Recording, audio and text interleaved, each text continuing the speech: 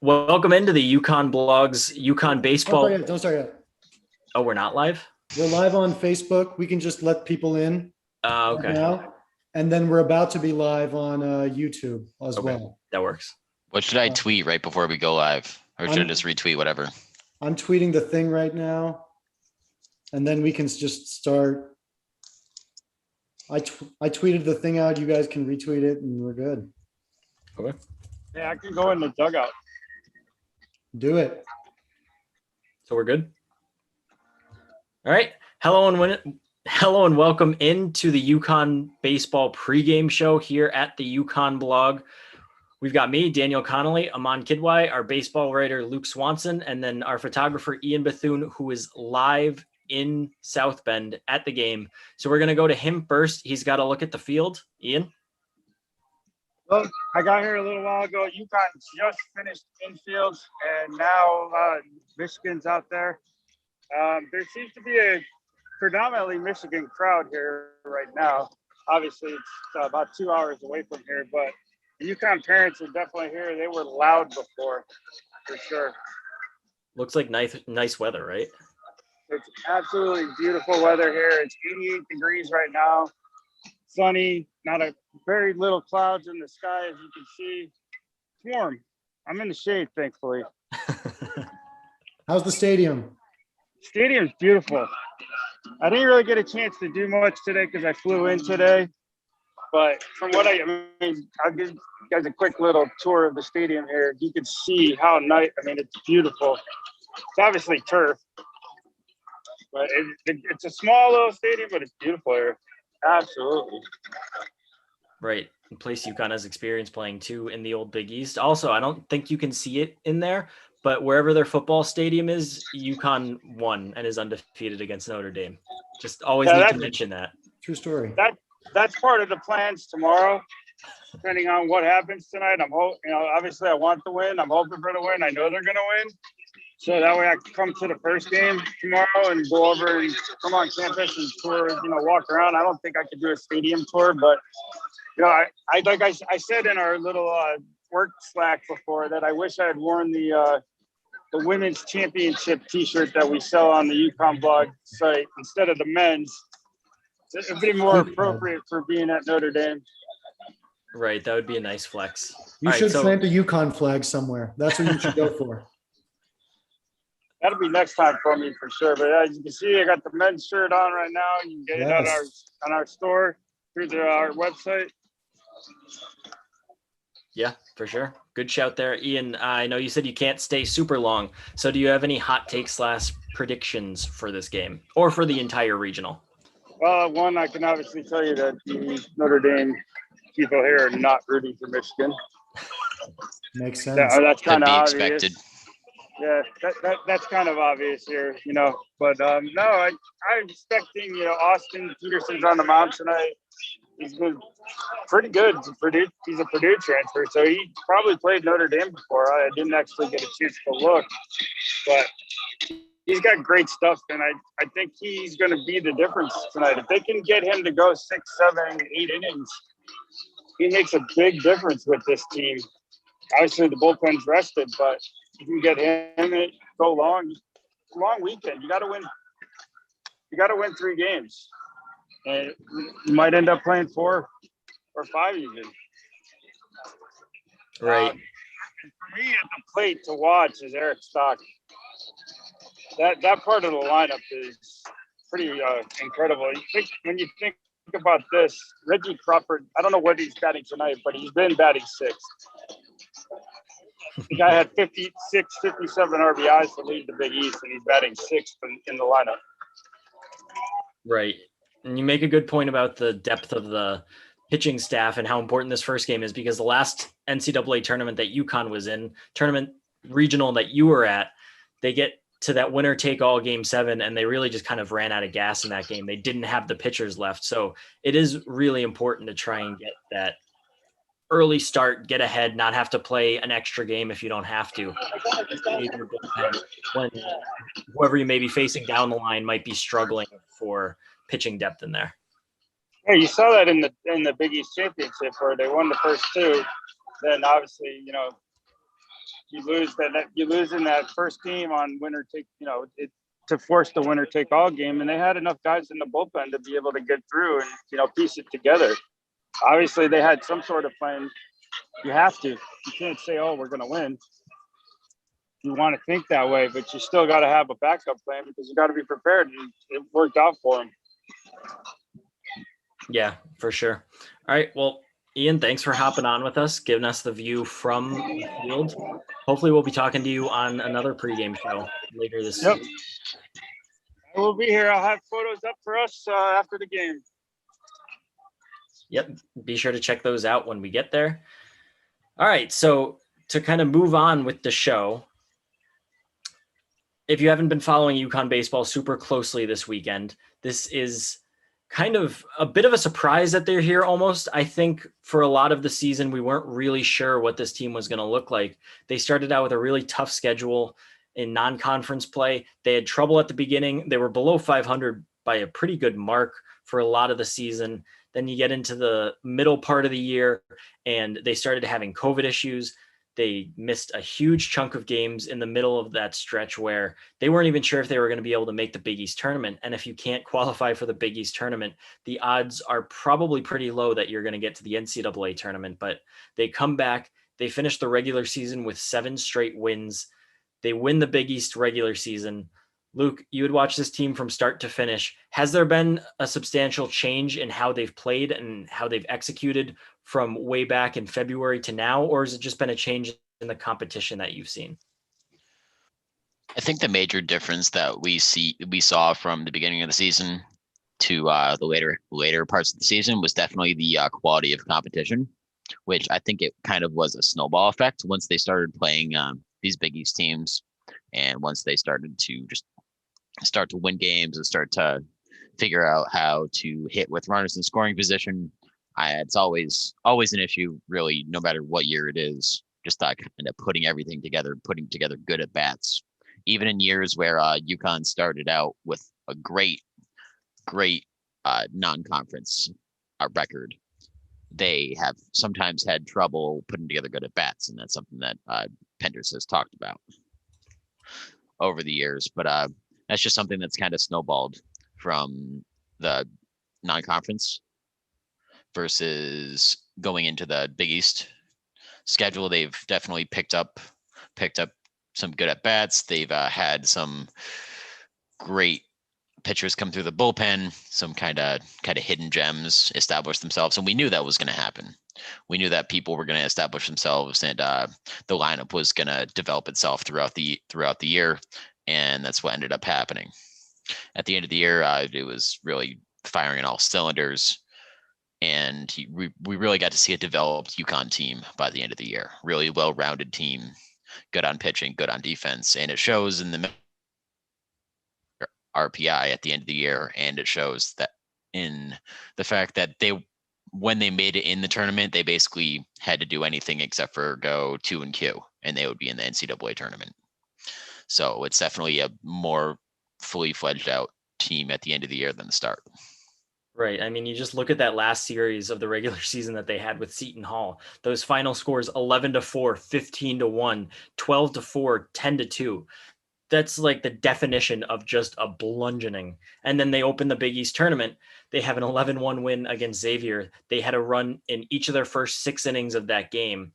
The offense has really been clicking. They seem to really have 1 through 9 guys that can get hits when you need them to. It's not like you have a black hole anywhere. And then, like Ian mentioned earlier, when you have a guy like Reggie Crawford who just mashes the ball, you've got a pretty good lineup going. I think you also just have to give them so much credit for that. The way that they finished really strong like that to close it out, win the Big East regular season title, put themselves in a really advantageous position across the Big East tournament. Like you said, win games comfortably, not even make it a big deal, and show that, you know, everyone's having an opportunity to develop and build confidence right now. Their lineup is feeling it. I do think, though, there is reason to be concerned about the fact that this is going to be a pretty big step up in competition for them in Michigan. And, you know, like, we know their record against better teams. The thing is just like, how much do we think they are better than the team that played in February? Because, Yeah, I mean, they played a really tough schedule with, I think they were all top 15 teams or something like that uh, throughout the non-conference slate. But Michigan's a very good team. We know Notre Dame is a pretty good team. I think tonight, we'll see what it's going to be like for them to adjust to the talent level that they're playing against. And obviously, I think we can expect today to be a much closer game than what we've seen as of late from UConn. It might be a step up, but also I just checked RPR real quick. Rhode Island is the last kind of better team that they played. They won 15-6 on the last midweek game, and they are number 73 in RPI right now. Now, obviously, take RPI with a very, very huge grain of salt in a season where multiple conferences were not playing non-conference schedules. But Rhode Island's 73rd in RPI. Michigan, their opponent tonight, is 88. So it might not be as big of a step up as it might seem. I think the bigger step up will be when they play against Notre Dame, if they play against Notre Dame, because Notre Dame, as we saw today, when they just absolutely demolished a Central Michigan team with a probably top 30, top 40 arm in the country starting,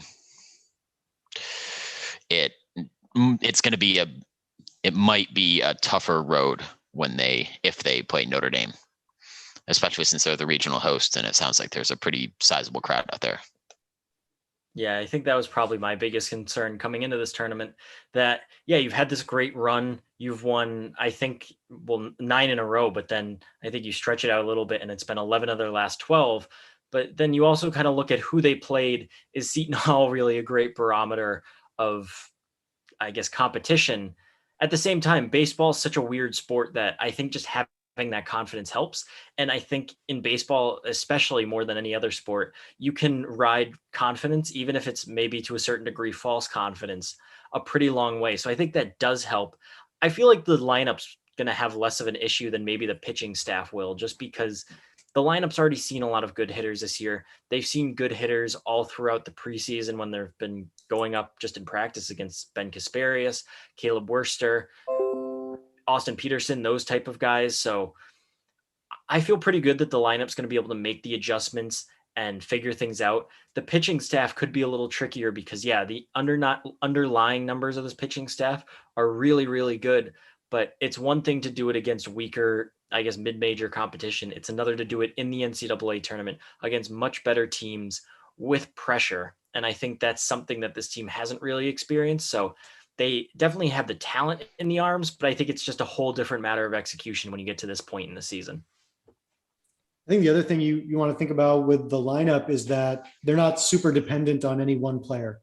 So I think that helps them too, especially just like we said, at 1 through 9, it's a strong, or 1 through 10, it's a strong group. So that gives them a lot of hope. I just wanted to throw that in there because they've really had just contributions across the board. I think when they beat Creighton and Xavier in the Big East tournament, I think everyone got a hit in both of those games, which is crazy. And they were like, I think in the Xavier game, they scored a run in the first 6 innings, they've just been hitting it consistently. And I think that, like you said, it's more likely to translate.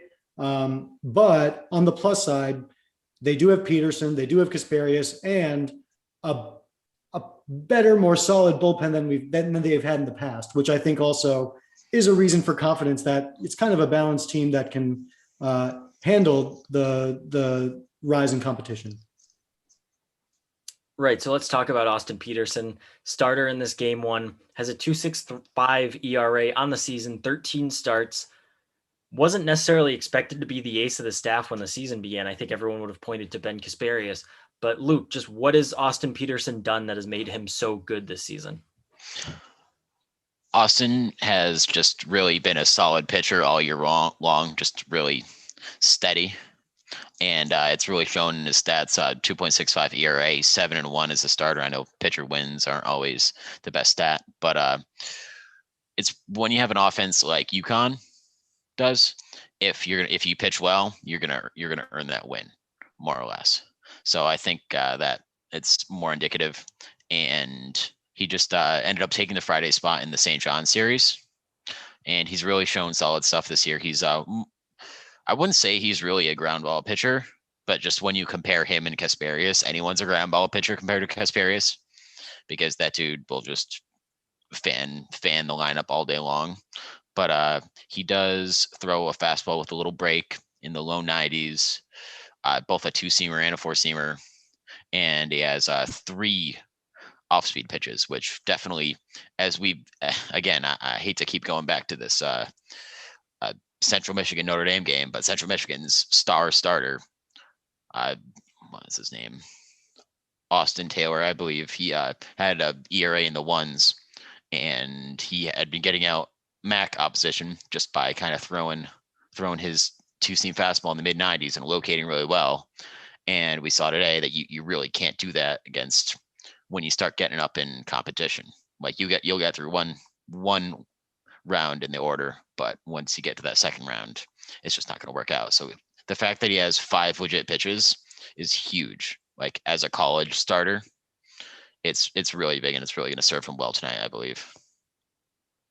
Right. And then let's just kind of go down the line with this pitching staff. Ben Casparias, transfer in from Notre Dame, wasn't able to play last season. Actually was a position, or not Notre Dame, North Carolina, was a position player actually at North Carolina, comes in this year and has really just shoved, as you mentioned, set a program record for strikeouts in a single season. He's up to 123. He has at least one more start left this season to add to that, and beat out a guy in Mason Fioli, who was a pretty good pitcher here at UConn.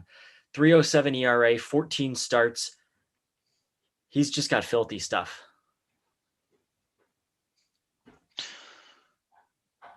Definitely.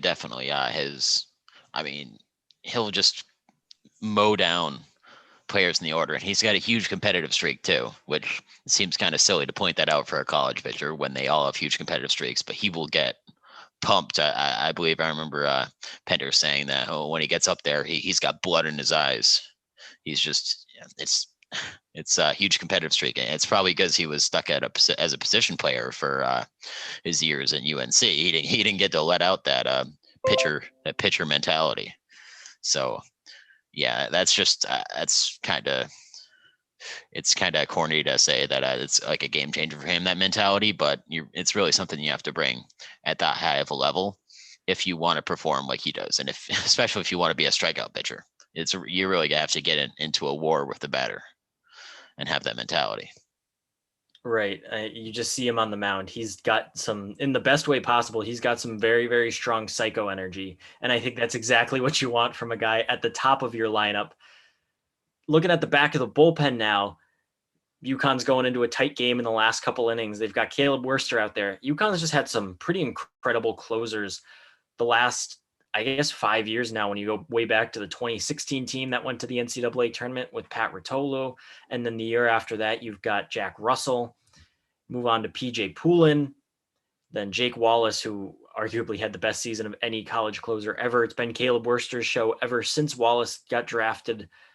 What makes him so good from the left side? He's got 50 strikeouts in 30 and a third innings, has only allowed 19 runs. For the most part, when he comes into the game, it's lights out. You're still muted. It's really just his stuff again. He locates his fastball, and then he has that big frisbee slider from the left-hand side. And that's really just, it's hard to overstate how hard that is for players to pick up on. And you actually kind of see a lot of college closers with that sidearm delivery, just because it is so hard to pick up on. Oh, we're live. And yeah, that it's really just makes him, and again, he's another competitor. He loves to play the game, and yeah, that's what makes him so good. Right. And we can't talk about this UConn baseball team without talking about really their best hitter, Kyler Fedco, 4.11 average. I think even the more ridiculous stat is he has a 495 on base percentage, really close to 500 there, 12 home runs, 53 RBI, Big East Player of the Year, and then just recently got named an All-American. He's been a stud at the top of their lineup, and even in the second game of the Big East tournament against Creighton, he had both RBIs for this team. So he doesn't necessarily carry UConn's offense, but that's a guy that's hard to get out for any other team going up against UConn. No, everyone kind of does their part. You're right. But his numbers are just stupid. That's really just the word that comes to mind. Like you look at his Big East numbers, it's like a Barry Bonds in Little League stat line. 549 average, 902 slugging, 600 on base percentage. It's stupid. It boggles the mind what he's able to do against these Big East opposition, and he more than lived up to the Big East Player of the Year name. Who is UConn's last position player to be an All-American? Because it's mostly been pitchers late, like past couple of times, right? Yeah, I don't actually know off the top of my head. Like, does it go as far back as George Springer? Yeah, was Springer an All-American? I'm pretty sure he was. Yeah. Probably is George Springer, but I've always noticed, we've always seemed to have like those elite pitchers. Good to have someone in the position group. Right. I mean, there was a stat during the Big East tournament that the last 5 seasons that have been completed, UConn has had at least one All-American pitcher. I don't know if that one's going to hold up this year, but yeah, it's pretty ridiculous either way. So we've got just about 5 minutes to first pitch. Let's go around the table. Just give me what you think, a prediction for this game, and also, or a result prediction for this game, and then also just a general prediction for this game. We can start with Luke. In this game, it's such a crapshoot to predict single game baseball scores. But I'm going to go bold. I'm going to say UConn beats the stuffing out of them. I'm going to say 8-0.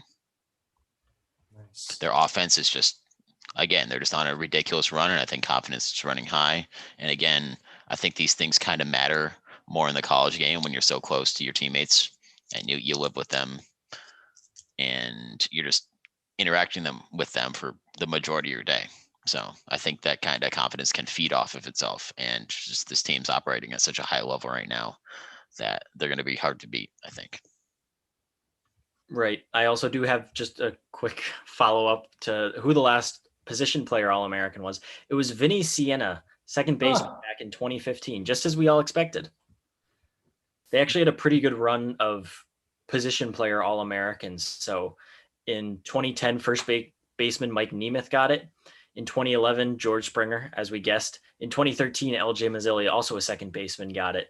And then since then, it's been Anthony Kay, John Russell, PJ Poulin, Mason Fioli, and Jake Wallace were all their All-Americans since then. Or Carson Cross, I should mention too, who was an All-American in 2015. So yeah, first position player All-American since 2015. That's pretty good. That's not bad. Luke, do you have a prediction for the weekend? Broader prediction for the weekend? I hate to say it, the last 2 regionals they've been in, that double elimination final really kicks them in the pants. So I think Notre Dame is an extremely, extremely good team, and I think that UConn will make it to the final and lose in the elimination game. I'll take UConn to win tonight. I think it'll be close, but I like UConn as well tonight. I loved hearing Ian say that the Notre Dame fans are rooting for UConn, or at least not rooting for Michigan. We love to hate. We love to have the enemy of your enemy support. And then, I'm going to steal this from Dan Madigan on our podcast, but I'll say we see Reggie Crawford on the mound. We know that he's capable. We know that in a tight weekend, sometimes you can be short on pitchers, short on fresh pitchers. And he is that potential guy who could go in there and fan a few people for 1 or 2 or maybe more innings. So I predict we'll see him on the mound in addition to seeing him mashing dingers. Dude just crushes balls. Tonight, I think it's going to be a very high scoring game on both ends. I still do like UConn. In general, in this regional, I like UConn. Notre Dame is a good team, but look, you just can't quantify the vibes, and the vibes are good with this UConn team. You just can't beat them. So I honestly think UConn has a good shot to get through to the Super Regional. And I remember when Jim Penders in way back in February, it might have even been January, during the preseason on a Zoom call said he thought this was his most talented team since 2011 when they got to a Super Regional, and kind of the way they started the season. I was like, oh man, Penders, you were way off on that. Each time I watch them, I think I'm probably the one that was wrong there. It's almost like the 18-year head coach who's been to 7 NCAA tournaments knows more than I do. Shockingly, I know. And then just for one more bold prediction, I think the last 2 times UConn's been in the NCAA tournament, someone has had a huge homer in the late innings and is just bat flipped to the moon. Christian Fedco in 2018 against Coastal, and then Anthony Prado the year after. I'm kind of feeling like not just a home run, like a nuke from someone late in a game. And it's not only going to be a bat flip to the moon, it's going to be a bat flip over the moon. I don't know who it's going to be, but someone's just going to hit a tank and launch their bat into orbit. Big emphatic bat flip. We love it. Yeah, I saw it earlier today. I saw Notre Dame's star first baseman, Nico Cavadas, hit one. The center field is 400 feet out. He hit one probably 60 feet above that 400-foot mark. So I want to see Reggie, Kyler, someone hit it 70 feet above the 400 mark. I think it's a reasonable expectation. I don't know about you guys. Is Reggie someone who's like a MLB prospect? Like what's his status? I mean, he's not mocked for this year though, right? No, he's not eligible until next year. But yeah, I mean, right. On his tools alone, I feel like he's going to be going pretty high. Plus hitting, plus bat. I don't think he's slow, right? Correct me if I'm wrong, Luke, but he's definitely not slow. He can definitely field over at first base. So yeah, I think I'm not a baseball expert by any means, but he kind of has that feel of a top 10 round guy. I know we just hit 7, but I want to know who are the guys who you think are MLB, who might go to the majors or at least be drafted on this roster right now? I think Pat Winkle will be drafted. I think to have that power as a catcher and from the left side of the plate, I think that'll be big. Reggie, Caleb Worcester will get drafted. I don't know if he'll make it to the MLB, but I think that he'll definitely get drafted and have a good long run. And Ben Casparias. Again, I'm not hugely great at projecting out pitchers at the MLB level, but I think he has the stuff. I think he has they can bump his speed up a couple miles per hour, and I think he can be at least a bullpen guy. I'm trying to think who else, Dan. I mean, I think Kyler Fedco is definitely going to get drafted. I don't think those numbers and don't get picked in some regard. I don't know how high it's going to be. Like, again, we're not the draft experts here, but yeah, definitely him. I wouldn't be surprised if Winkle finds his way into maybe a late round, or maybe like the draft is shorter, so it's 20 rounds instead of what it used to be 40. I wouldn't be surprised if a team picks him, because I always thought through his first really 4 years where he kind of struggled hitting, he always had a really good swing. And I think maybe it's finally all come together this year. Maybe he's just been helped out by the new ballpark or something. So I think he could maybe get a look from someone. I don't think it would be in the draft, but I wouldn't be surprised if he catches on in a lower level with someone. Anyways, that's going to do it for the UConn baseball pregame show. Thanks for tuning in wherever you did. First pitch, if it hasn't happened already, coming shortly. So hopefully we'll have another one coming up. Follow our tweets at the UConn blog. Bye. Thanks, Dan.